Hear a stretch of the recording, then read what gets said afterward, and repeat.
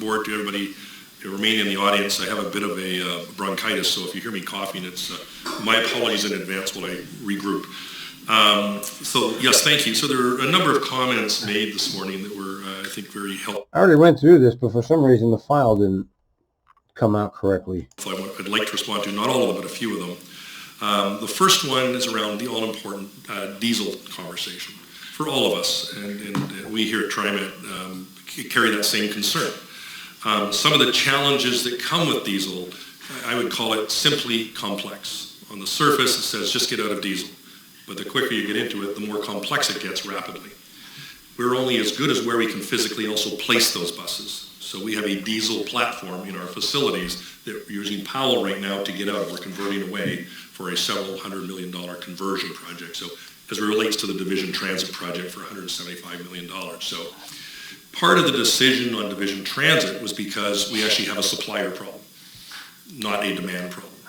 And so we're only as... I have a problem believing any of that, by the way, because other companies are getting buses. It's not like you're ordering them for tomorrow.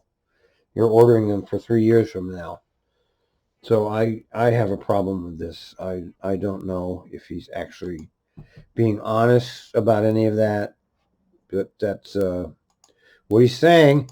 Good as the suppliers, Proterra, Gilead, New Flyers, or others, are able to provide or meet our requirements for the kind of bus, electric bus, articulated bus in this case, facilities that we were looking to put in place. So we are absolutely committed, as the board had put forward, to 2040 or before getting out of diesel in totality. 2040, I'll be dead. And as a reminder for all, we also do not have this fully funded. And so those are elements that we have a lot more work to do. So we want to be out of diesel as well. But I'd also comment that, even exemplified by this week with our own electric bus, we have performance problems out there. The mayor of Albuquerque, in fact, when they went with diesel electric buses, has actually pulled all the electric buses off because they're not performing as needed, performance spec-wise. So this is a very important discussion, I would suggest, that is in a fundamental transition. And we are part of that transition. Yes, they're not performing well. That's correct. And only China has figured it out for some reason. America can't do this. We Americans, we're too busy building jets and ships and bombs and spaceships, but we can't figure out an electric bus. They can fly to goddamn Mars, but they can't build an electric bus. But, something is wrong with that picture. And we need our partners on the bus supply side to help us with quality products that don't leave people stranded because the bus broke down on a regular basis, etc. So we are on this journey. The sooner we can get there, as the performance matches up, we are going to be accelerating those conversions where we possibly can. So we are committed to 2040 or before. That does not change at all.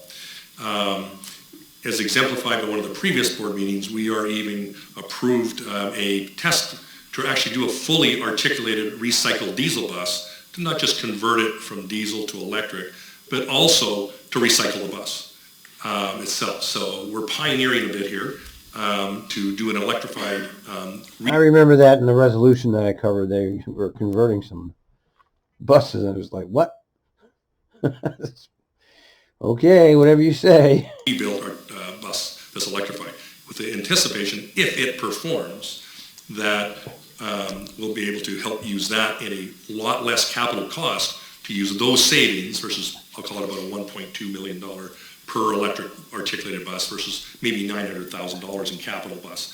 Those can actually help us fill the gap to accelerate further conversions up sooner, if it performs.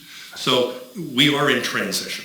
There's no question, but the whole industry is in transition, not only with training, but and the facility structures as well. So these things take time. It is not a scratch and win, where you just make the change, go bring the buses in, and let's go. There's a lot of complexity that comes with these things, and not only here in Portland, but around the world. China, I was very fortunate to join Mayor Wheeler at the G40 Summit in Copenhagen just over a week or so ago. Guangzhou has 16,000 electric buses. Yes, 16,000. They are supplied by BYD. That is a Chinese manufacturer that does not have the same standing here in America. So, in other words, BYD is banned, but China's figured it out, folks. They're running 16,000 electric buses in one city alone.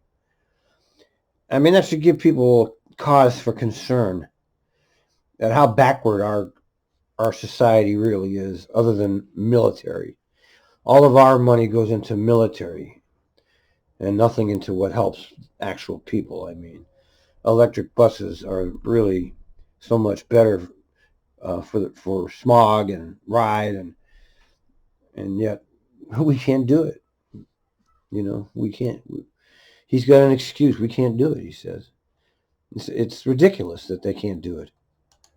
That has an impact on us. So we're only as good as suppliers that we Yeah, have right. good Blame it suppliers on someone getting else, through of this course. transition. So we are on I don't it, believe him. aware I of don't it, believe but him. we want to make prudent capital investments that actually stand the test, because technology itself is changing.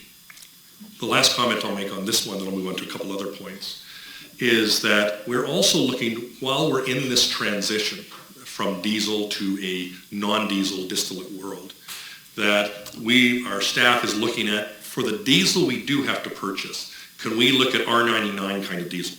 Yes, there's a premium to pay, but can you do it, it's even a less emitting diesel than the diesel we look at today. So we're even looking at transitionary diesel alternatives. Our maintenance team has done a great job, not just on diesel, but also on the oil changes, saving many, I forget, 70,000 gallons of oil a year, even on that side as well. So we're trying to hit this on a whole lot of fronts. But this is a very complex subject of managing the capital transformation in addition to the supplier product transformation. So that's the only comment I would make on it, but we're on it, we're trying to manage it and manage the risk profile that comes with getting this change done as well. So I'll leave that comment there. The second point I wouldn't mind responding to is, but before I forget, I did want to talk, one of the last speakers was Mr. Foley, who came up, and I did chase out and speak to him in the hallway and to tell him, as I'll share with you, that I wanted to apologize to him. We failed him on that example he gave us in the service that he was looking to rely on us today. So I shared it with him, and I'll share that same thing with you. So I've asked him, I'm going to do a little deeper dive and understand, so we can learn as an organization there's something else that we need to recalibrate. So just closing Yeah, the I'm not circle, going to commented versus my Lip own service private sucks. conversation with Mr. Foley at the break.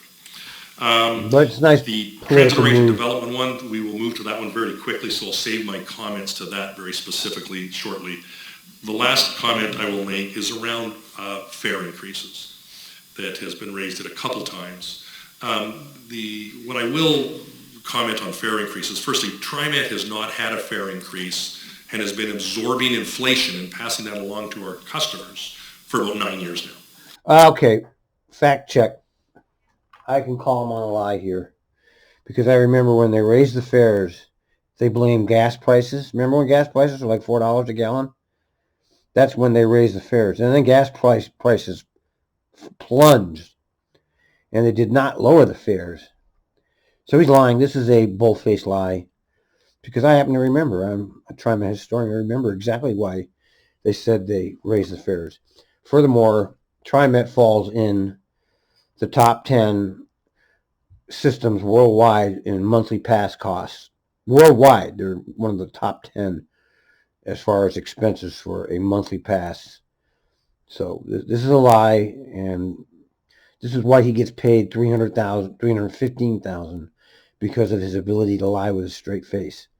And he's very good at this. He's very good. He's the best speaker since I've been following this material. I started with Walsh, and then I went to Hansen. Hansen, he was a joke. McFarland was a doofus. This is the first guy that can actually talk since I've been involved with TriMet, but he's lying about this. So think of most services that have not had an increase in 9 years, and that's pretty rarefied air, even in this own transit industry. And as we benchmark ourselves against other transit... They have tax increases, by the way, payroll tax increases. He doesn't bring that up. Most of them operating revenue comes from payroll tax, and they have increased that several times. So I want to illustrate for you how good of a liar he is here. This is his skill. This is a politician here. Authorities, we are very much at the low end of fare recovery, and the fares themselves that we That's true. That's true. That's the truth. TriMet is at the low end of fare recovery in terms of transit districts. I wonder why that actually is. I mean, and don't blame it on labor, okay? I wonder what the hell. I'd like to dive into that deeper, actually. We do provide.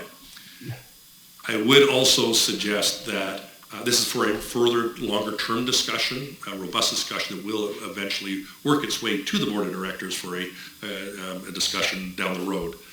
But we also have fare capping. Those are ways to minimize the pain for people on the economic side. We have the low-income fare program, a very turning to be extremely successful. We're about, I think, approximately, unless John corrects me, John Garner, about 25,000 of our customers signed up on that program now and growing. So it is a successful program, but yes, it is a discount. And so, so part of that is, yes, we also... Yeah, it's a discount, but it's not discount enough. I mean, somebody who's in poverty should be getting a free transit pass, not a half-price transit pass. We hear from a lot of our other customers, TriMet, please do enforce fares. Fair is fair. So we... Yeah, well, those people are out there, and Hitler heard from a lot of the Germans to kill the Jews. Okay, so, I know it's not quite that extreme, but I just want to, make that point. We believe we're trying to balance the temperament of we've absorbed inflation as much as we can in the body of our organization. That's lie. We continue to run as cost effective as we can. And we have other instruments where we have provided discounts of fare capping, low-income fares, and many others where even student pass, where about 72% of our pass is already discounted. So we give some very deep support, I believe, on many, many fronts. So the fare is a placeholder in our financial... His ability to lie with a straight face run businesses, is really... You have to do financial projections. Great, man. So at some point, there will be intended to be a very open discussion on fare increase, but at that time. So that's probably the three points I did want to comment to, and what the agency, in fact, does do on a very deep discount basis already to help many, many people. So. Great liar. Great. That's a great job, Kelsey. I got to hand it to you there, brother.